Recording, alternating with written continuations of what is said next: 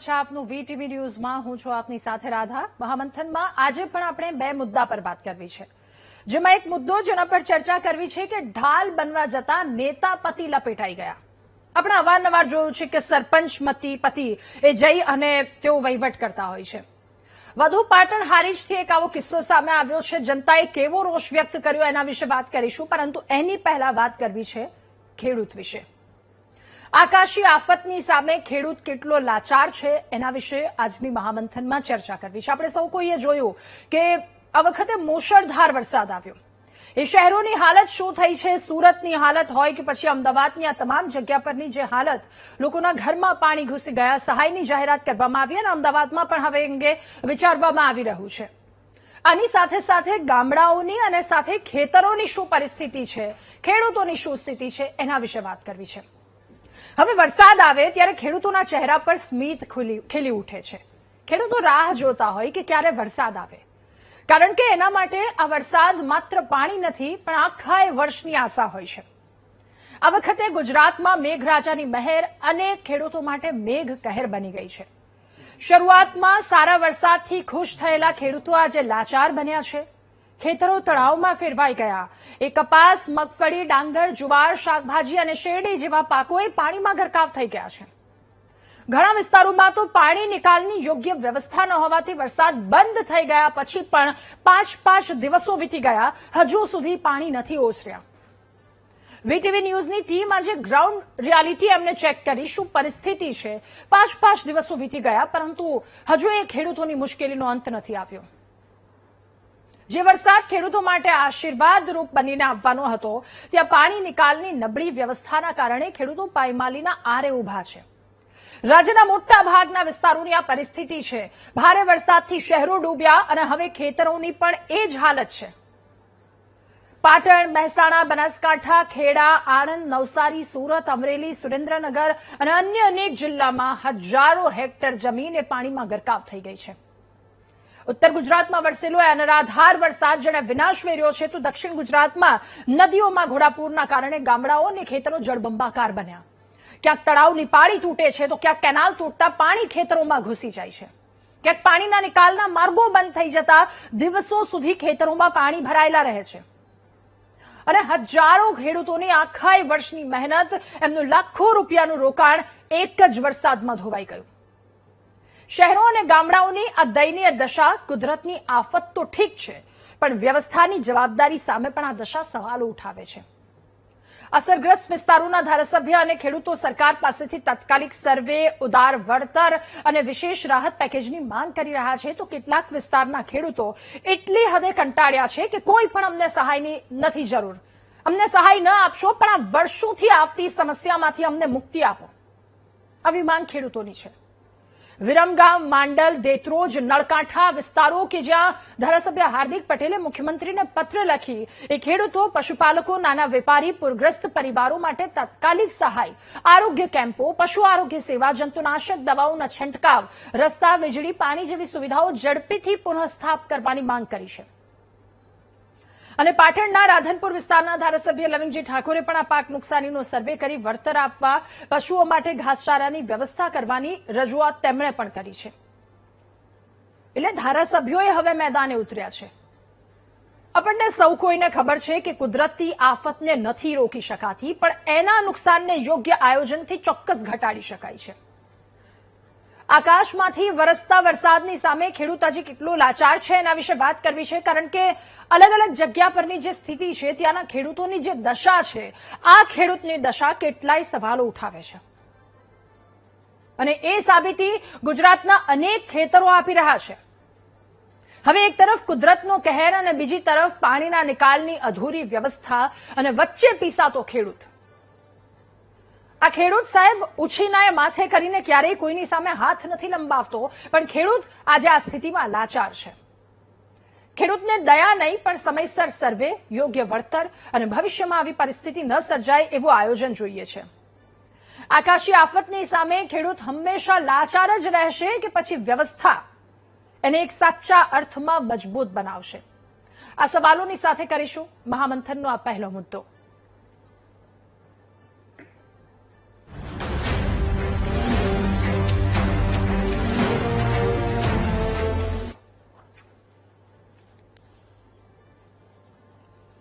ત્યારે ખેડૂતોની આ સ્થિતિ આ જે પરિસ્થિતિ છે અલગ અલગ જગ્યા પરની કે જ્યાં ઉત્તર ગુજરાત, પાટણ, મહેસાણા, બનાસકાંઠામાં તારાજી સર્જાઈ છે. સમી, રાધનપુર, સંતલપુર, બહુચરાજી તાલુકાના ખાંભેલ, ચંદ્રોડા, સુરત સહિતના ગામોની જે હાલત છે, જે ગામો બેટમાં ફેરવાયા છે. બનાસકાંઠાના પણ કેટલાક વિસ્તારો જ્યાં પાર તૂટવાથી ખેતરો આખા બેટમાં ફેરવાઈ ગયા એ પ્રકારની સ્થિતિ છે. વાવ, થરાદ, ભાભર, દિયોદર આ બધી જગ્યા પરની આ સ્થિતિ છે. મહેમદાવાદના છાપરા અને 2000 વીઘા અહીંયાની જમીન કે જે પાણીમાં ગરકાવ થઈ ગઈ છે. મધ્ય અને દક્ષિણ ગુજરાતની પણ આ સ્થિતિ છે. દક્ષિણ ગુજરાતમાં તો કેવો વરસાદ અને પૂરે તારાજી સર્જી હતી. ત્યાંના ખેડૂતો પણ એટલા લાચાર થયા છે. નવસારી, અમરેલી, સુરેન્દ્રનગર તમામ જગ્યા અને આ તમામ જગ્યાના ગામડા, ત્યાંના ખેતરો જે પાણીમાં ગરકાવ થયા છે.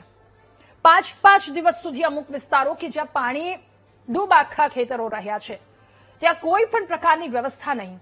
કેટલાક લોકો ફસાયા એ ઘૂંટણસમા પાણીમાંથી પસાર થવા માટે મજબૂર બન્યા છે. ખેડૂતોની આ સ્થિતિ છે અને કેટલાક ખેડૂતો કહી રહ્યા છે કે વર્ષોથી આ સમસ્યા અમારી છે. આ સમસ્યામાંથી અમને મુક્તિ અપાવો. અને આ જગતનો તાત આ ખેડૂત એવો છે કે હક સિવાય ક્યારેય કશું માંગતો નથી.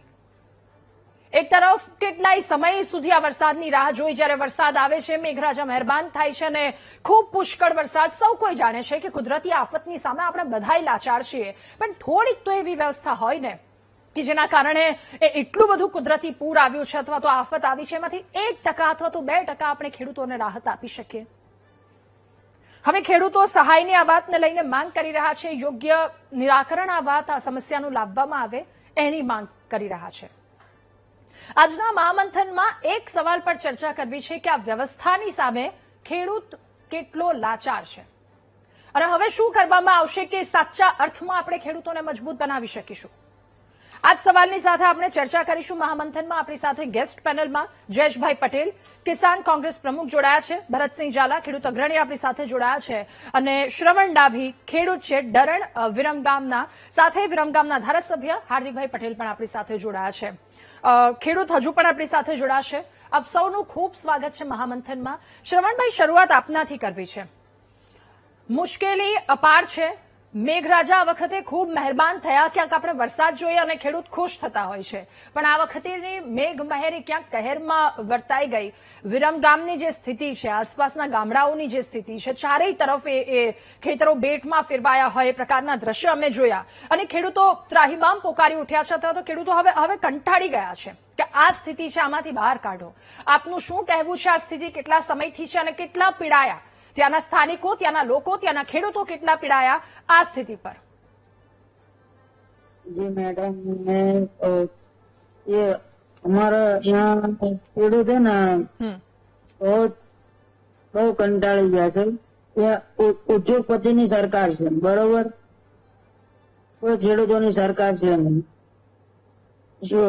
સુરત અને અમદાવાદમાં જે દુકાનદારોને 10 લાખની સહાય થાય તો ખેડૂતોને કેમ નહીં? ઓકે, એટલે ખેડૂતોને આ વાત આપની. શ્રવણભાઈ, થોડું આપ જો કેમેરાથી દૂર બેસો તો ફ્રેમ બરાબર સેટ થઈ શકે. ભરતસિંહ, એક સવાલ. ઓકે શ્રવણભાઈ. ભરતસિંહ, એક સવાલ મારે આપને પૂછવો છે.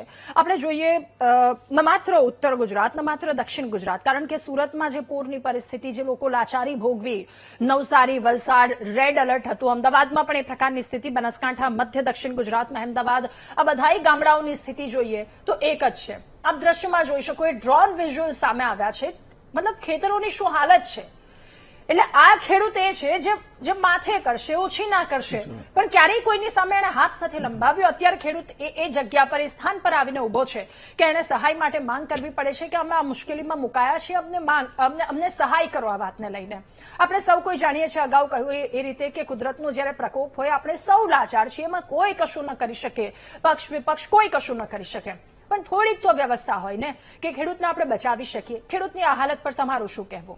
રાધાજી, દર વર્ષે હરેક સિઝનમાં સરકાર અને અધિકારીઓને ખબર છે કે વાતાવરણના બદલાવને કારણે ગુજરાતની અંદર દર 3 મહિને માવઠાનો અસર થાય, ચોમાસામાં મોડો વરસાદ થાય, અતિવૃષ્ટિ થાય, પૂર આવે અને સર્વે થાય, સર્વેના નાટક થાય અને 22,000 રૂપિયા પર હેક્ટરે મંજૂર થાય, 44,000 રૂપિયા જેવું 1 વર્ષ પછી ખેડૂતોના ખાતામાં આવે. આ પરંપરા લગભગ ઘણા વર્ષોથી ચાલે છે. દર આંદોલન થયા, ગુજરાત હાઈકોર્ટના ચુકાદા આવ્યા, નેશનલ કેબિનેટની ગાઈડલાઈન 2016ની સુપ્રીમ કોર્ટની ગાઈડલાઈન કે જ્યારે હવે આપણે તમે બહુ સારું બોલ્યા કે આ વ્યવસ્થા શું કરે છે. હા ગુજરાતના 33 કલેક્ટરો, ડેપ્યુટી કલેક્ટરો, મામલતદારો કુદરતી વ્યવસ્થા મંડળ એટલે કે ઉપરથી ભગવાન નથી લાવતા. કુદરતી વ્યવસ્થા મંડળ જે પણ તાલુકાના મામલતદાર, ગ્રામ સેવકો, પંચાયતના ચૂંટાયેલા સભ્યો અને પછી આવે ધારાસભ્યો, તો એ બધા ભેગા થઈને 33 જિલ્લામાં 182 આપણા ધારાસભ્યો છે.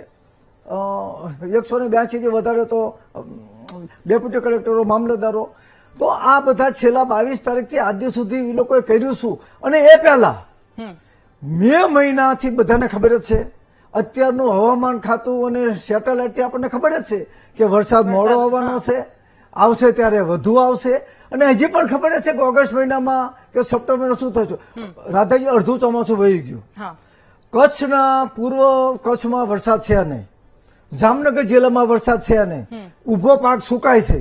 નર્મદાના પાણી જે આવ્યા ત્યાં ટપક સિદ્ધતિ જે કોઈ કપા વાયો, સૌરાષ્ટ્રથી માંડી તે દક્ષિણ ગુજરાત સુધીમાં પાણી ફરી કઈ થતું નથી. અને ઉત્તરમાં રાહ જોઈ રહ્યા હતા અને ઉત્તરમાં હજી રાહ જોરાવે છે. તો મારું કહેવાનું એવું છે કે હજી તો શહેરી વિસ્તારમાં ઝુંપડપટ્ટી વાળાનું તો કોઈ કરતા કોઈ ધ્યાન દેતું જ નથી. રો હાઉસ ને જે ફ્લેટની અંદર જે નુકસાન થયું એમાં માત્ર 6,000 રૂપિયાની આપવાની વાત કરી. હવે આપણા ગુજરાતનું બજેટ છે 4.5 લાખ કરોડનું. હવે રાધાજી સાવ સાંભળજો અને લોકો પણ સાંભળજો. ભારત સરકારનું બજેટ છે 50 લાખ કરોડનું. તો એ 50 લાખ કરોડ ને ગુજરાતનું 4.5 લાખ કરોડનું બજેટ ગયું ક્યાં?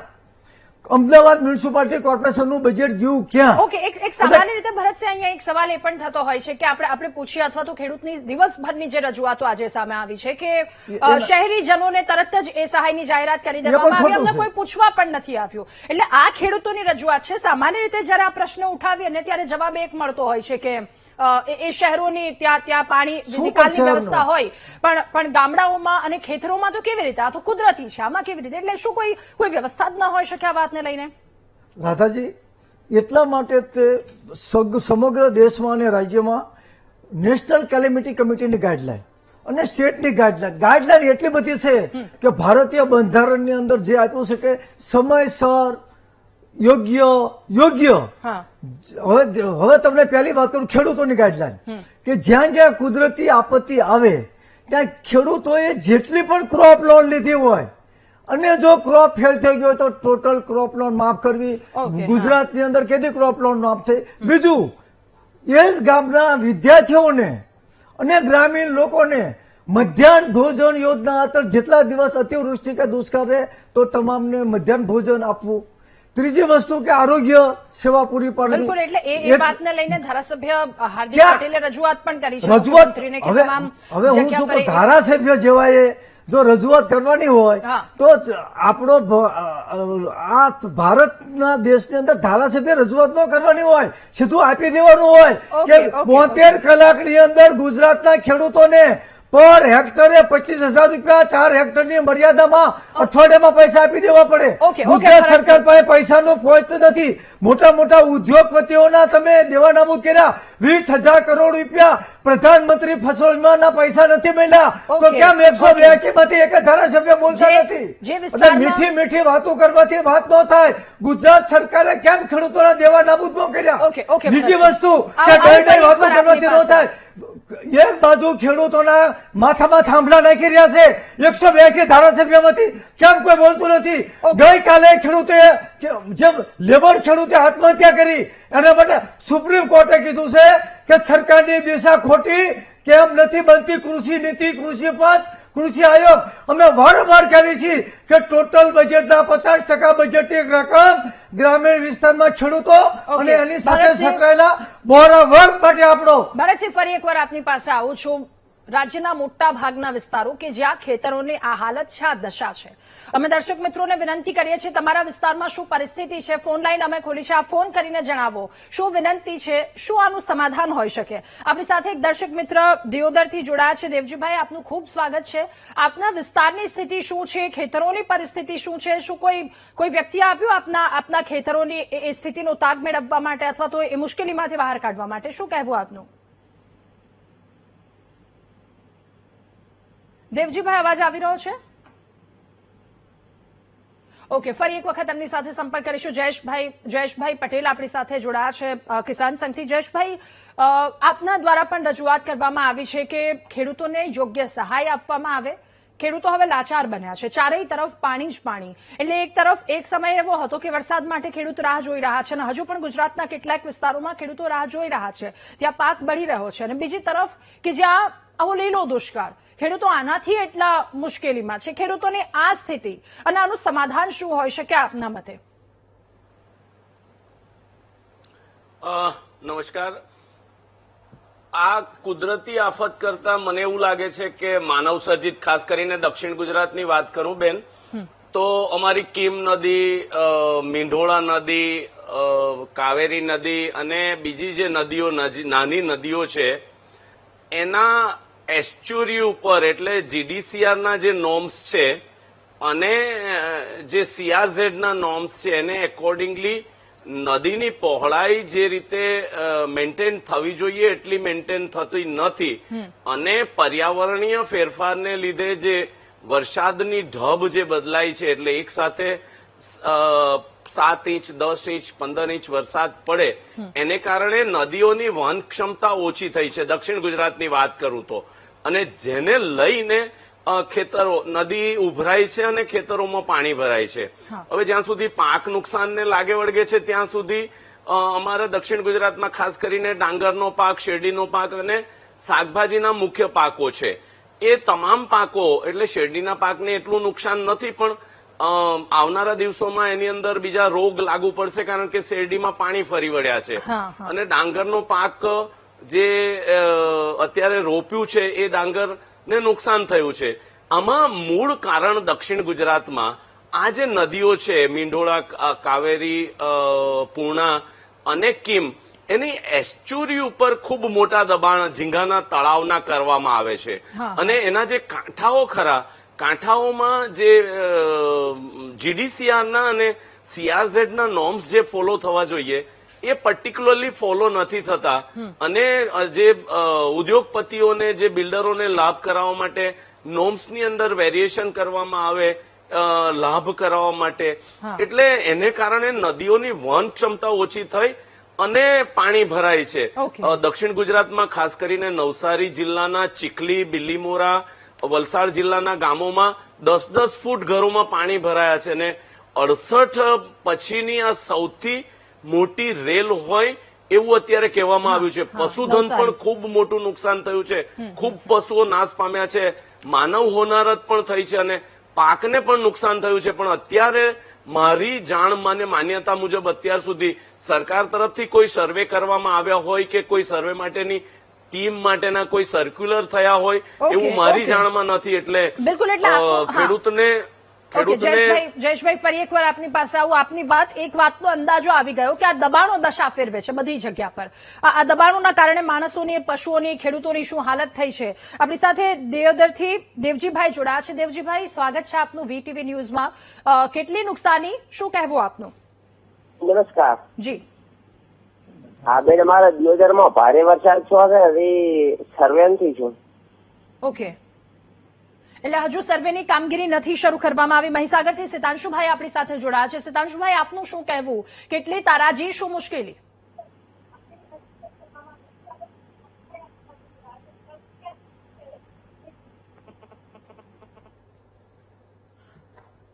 ઓકે, તો હજુ ક્યાંક સર્વેની રાહ ખેડૂતો જોઈ રહ્યા છે કે આ પ્રકારની પરિસ્થિતિ છે, સર્વેને લઈને શું કરવામાં આવશે. ધારાસભ્ય કે જેમણે પણ રજૂઆત કરી છે, હાર્દિકભાઈ, હવે આપની પાસેથી જાણવું છે કે રાજ્યમાં પડેલો ભારે વરસાદ હજુ સુધી ખેતરોમાં પાણી નથી ઓસર્યા, ખેડૂતોને મોટા પ્રમાણમાં નુકસાન પહોંચ્યું છે. અમે ત્યાં ગ્રાઉન્ડ પર ગયા, શું પરિસ્થિતિ છે આપના વિસ્તારોમાં, કેટલા વિસ્તારની આ સ્થિતિ છે? ધારાસભ્ય તરીકે ખેડૂતો માટે સરકારને તમે શું રજૂઆત કરી છે? એ ખેડૂતોની આ પરિસ્થિતિ અને ખેડૂતો આમાંથી બહાર કાઢવા માટે શું રજૂઆત તમારા? સૌથી પહેલા તો આ વખતે વરસાદ 2 ધારો વરસાદ છે.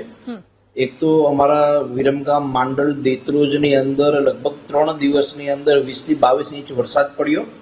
અને વિરમગામની અંદર ઉપરવાસનું પાણી, એટલે કે અમારે કડી અને મહેસાણાનું પાણી ખૂબ મોટા પ્રમાણમાં આવે છે. અને એના કારણે વિસ્તારની અંદર ખેતીમાં અને ખાસ કરીને કાચા મકાનો જે હોય એ લોકોને પણ ખૂબ મોટા પાયે નુકસાન થયું છે. રાજ્ય સરકારને મેં, પછી સાણંદના ધારાસભ્ય મને કનુભાઈ અને ધોળકાના ધારાસભ્ય મને કિરીટસિંહે, અમે ત્રણેય રજૂઆત કરી છે કે ભાઈ ખેડૂતોને પણ યોગ્ય લાભ મળે, સહાય મળે અને વ્યાપારીઓને પણ, કેમ કે વિરમગામ શહેરની અંદર પણ વરસાદના પાણી 3 થી 4 દિવસ દુકાનોની અંદર પણ રહ્યા, જેથી કરીને વેપારીઓને પણ થોડું ઘણું નુકસાન થયું છે. તો ખેડૂતો અને વેપારીઓને સહાય મળે એના માટે માન્ય મુખ્યમંત્રીશ્રીને રજૂઆત કરી છે.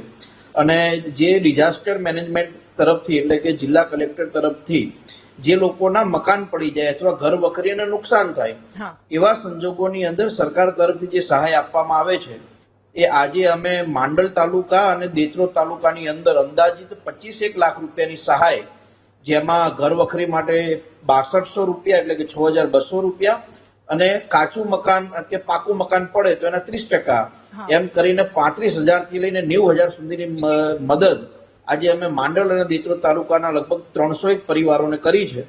આવતીકાલે પરમ દિવસે વિરમગામ તાલુકા અને વિરમગામ શહેરને પણ મદદ કરવાના છે. ઓકે હાર્દિકભાઈ, ખેડૂતોની એવી માંગ છે કે ઝડપથી સર્વે કરવામાં આવે. અત્યારે પણ એક દર્શક મિત્રએ કહ્યું બંને એટલું જલ્દી સહાય જાહેર કરવામાં આવી એવી ખેડૂતો માંગ કરી રાજ્યની ભારતીય જનતા પાર્ટીની સરકાર, માન્ય મુખ્યમંત્રી શ્રી હંમેશા સંવેદનશીલ રહ્યા છે. આજથી લગભગ 1.5 વર્ષ પહેલા જયારે કમોસમી વરસાદ આવ્યા હતા, ત્યારે સરકારે કોઈ પણ પ્રકારના વિલંબ વગર એક ઝાટકે 10,000 કરોડ રૂપિયાનું પેકેજની જાહેરાત કરી હતી અને હેક્ટર દીઠ 44,000 રૂપિયાની સહાય રાજ્યની ભારતીય જનતા પાર્ટીએ કરી હતી. રાજ્યની ભારતીય જનતા પાર્ટીની સરકાર ખેડૂતો માટે ખૂબ સંવેદનશીલ છે, ખેડૂતોની ચિંતા કરતી આવી છે. આ દિશામાં પણ રાજ્ય સરકારને ધારાસભ્ય તરીકે અમે વિનંતી કરી છે કે ભાઈ ખેડૂતો માટેનું કોઈ આયોજન કરવામાં આવે.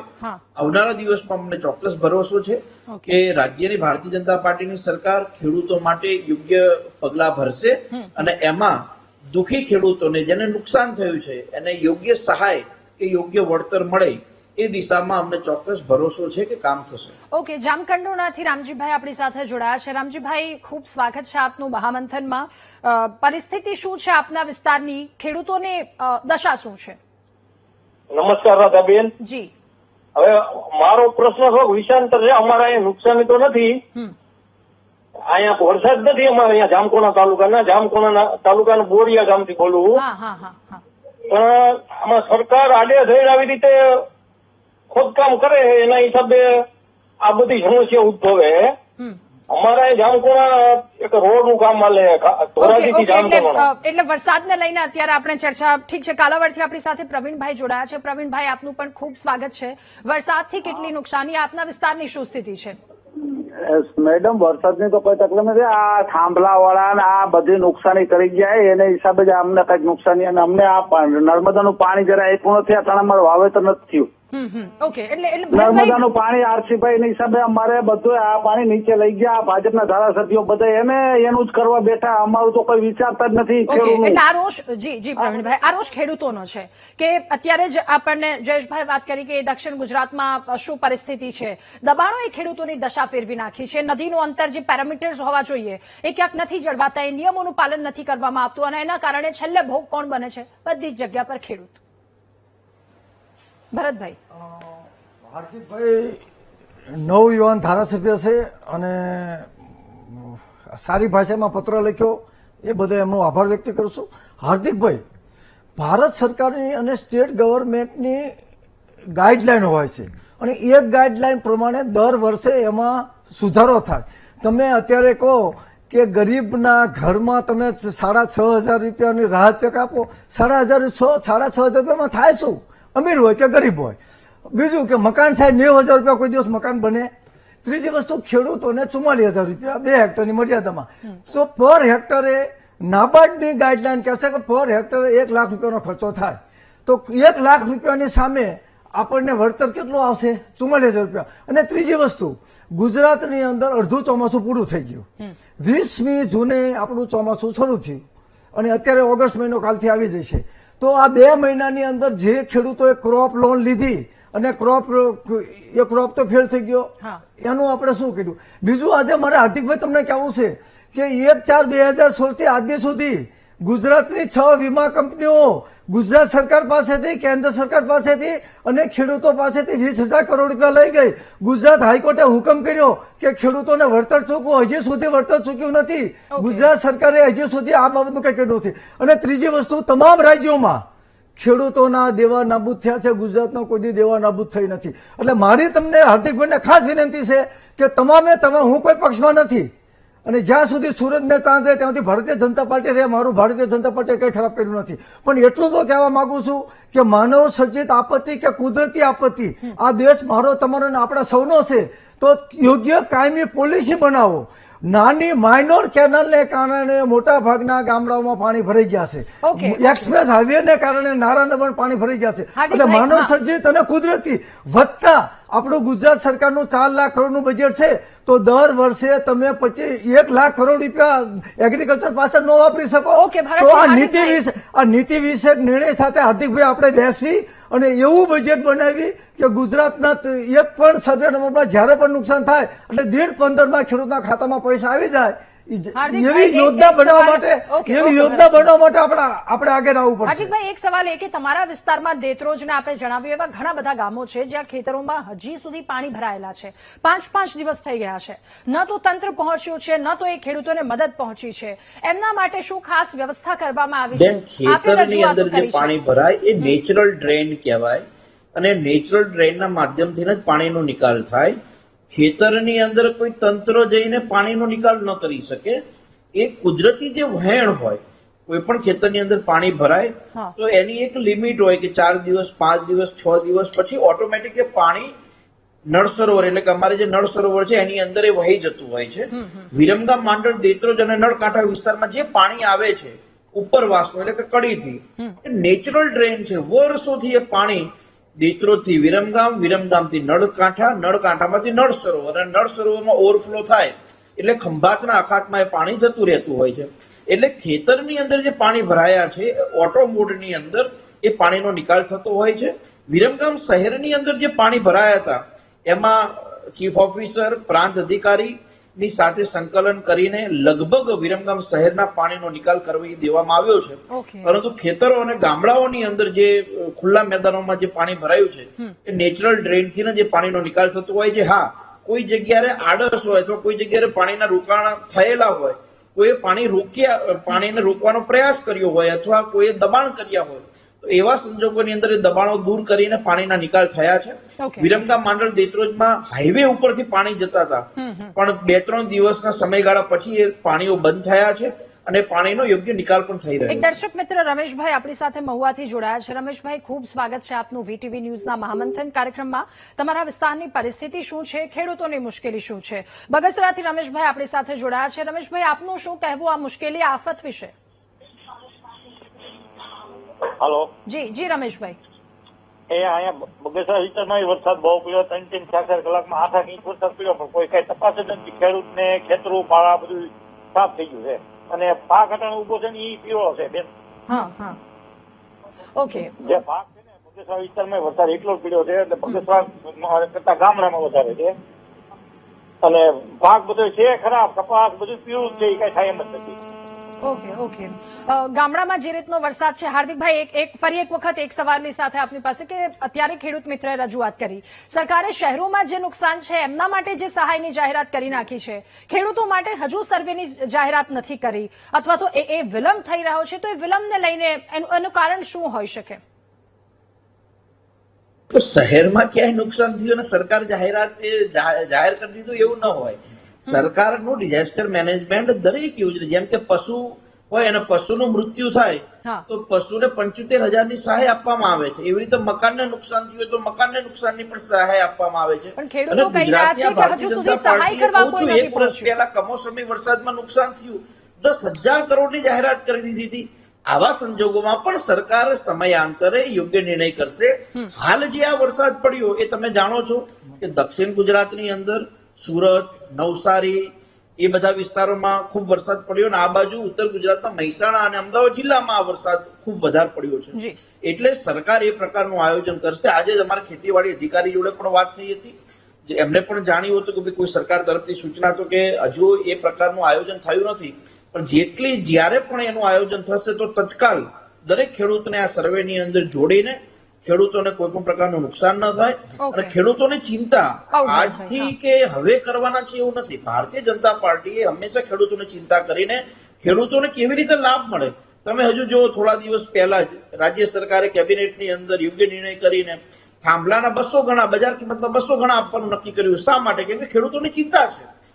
આ વરસાદમાં પણ જે આ ખેડૂતોને નુકસાન થયું હશે તો ત્યાં ખેડૂતોને યોગ્ય રાહત આપવા માટેના પ્રયાસ કરશું. આજે જ હું સવારથી સાંજ સુધી નળકાંઠા વિસ્તાર હોય, માંડલ હોય, દેત્રોજ જે વિસ્તારોમાં ખેડૂતો જોડે ગયા હતા, ખેડૂતોને મળ્યા છીએ, ખેડૂતો પાસેથી જાણ્યું છે. અત્યારે અમારી પ્રાયોરિટી એવી છે કે કોઈનું ઘર પડી ગયું હોય, કોઈની ઘર વખરીને નુકસાન થયું તો પ્રાયોરિટીમાં એ લોકોને સહાય તત્કાલ આપીએ, કેમ કે એ લોકોને ઘરમાં રહેવાનું છે અને ખેતીમાં તો ચોમાસું છે, ચોમાસાના ખેતી હવે થતી હોય છે.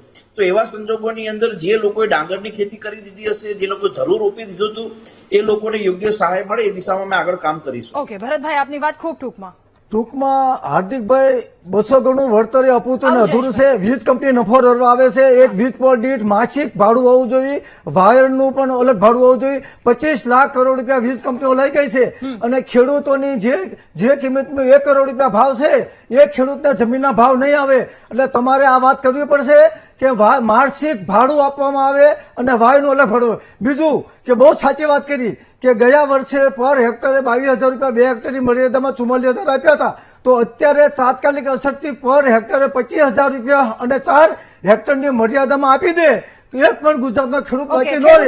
એ અમારી વિનંતી છે. ભરતસિંહ, જયેશભાઈ, એક સવાલ મારે આપને પૂછવો છે. તમે દક્ષિણ ગુજરાતની જે વાત કરી, દબાણની જે સ્થિતિની વાત કરી, અત્યારે હાર્દિકભાઈએ પણ એ જ વાત કરી છે કે જેમણે દબાણ કર્યા છે એમને લઈને કામગીરી કરવામાં આવી છે. હવે એના કારણે ખેડૂતો ભોગવી રહ્યા છે. આ સમસ્યાનો કાયમી ઉકેલ શું હોઈ શકે આપના મતે? ખૂબ ટૂંકમાં, સાથે આપની અંતિમ પ્રતિક્રિયા પણ. સરકારે CRZ ના નોર્મ્સ અને GDCR ના જે નોર્મ્સ છે એને સ્ટ્રિક્ટલી ફોલો કરવા જોઈએ. હાર્દિકભાઈએ જે વાત કરી કે ખેડૂત પ્રત્યે સંવેદના છે, પણ એ 10,000 કરોડમાંથી આપ તપાસ કરો 7-7,500 કરોડ રૂપિયા ચૂકવાયા છે. અને આ જે સર્વે છે ને એ સર્વેના નાટક બંધ કરી દેવા જોઈએ. અત્યારે એટલી એડવાન્સ ટેકનોલોજી છે, સેટેલાઇટ પિક્ચર્સ અવેલેબલ છે, સેટેલાઇટ ફિલ્મ અવેલેબલ છે, એને એકોર્ડિંગલી સર્વે થઈ જ જાય છે. તમારી પાસે બધા નકશાઓ છે, નકશાને એકોર્ડિંગલી જે વિસ્તારની અંદર વરસાદ પડ્યો છે, જે વિસ્તારમાં પાણી ભરાયા છે, એ તમામની સાથે મેચિંગ કરીને કોઓર્ડિનેટ્સ અવેલેબલ છે અને એકોર્ડિંગલી અત્યારે તાત્કાલિક ખેડૂતોને સહાય ચૂકવણું કરી દેવું જોઈએ.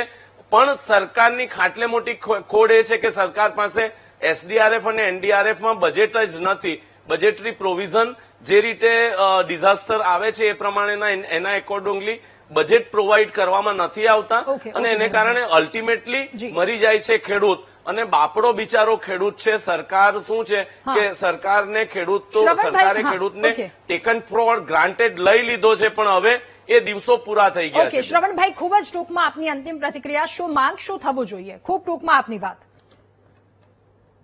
राधा जी, मैं हार्दिक भाई को बोलना चाहूंगा कि हार्दिक भाई, जो तुम विरामगाम के धारासभ्य हो ना, कनु भाई हमारे साणंद तालुका के धारासभ्य है, लेकिन अभी 7 दिन हो गए कनु भाई अभी तक हमारे गांव तक पहुंचे नहीं. और सर्वे तो कैसे करेंगे? आपके पास नक्शा है तो સર્વે કરને કા કોઈ જરૂરત ही નહીં. ઓકે, આટલા દિવસની રાહ શું એ આપની વાત છે. હાર્દિકભાઈ, એક અંતિમ સવાલ મારે આપને એ પૂછવો છે.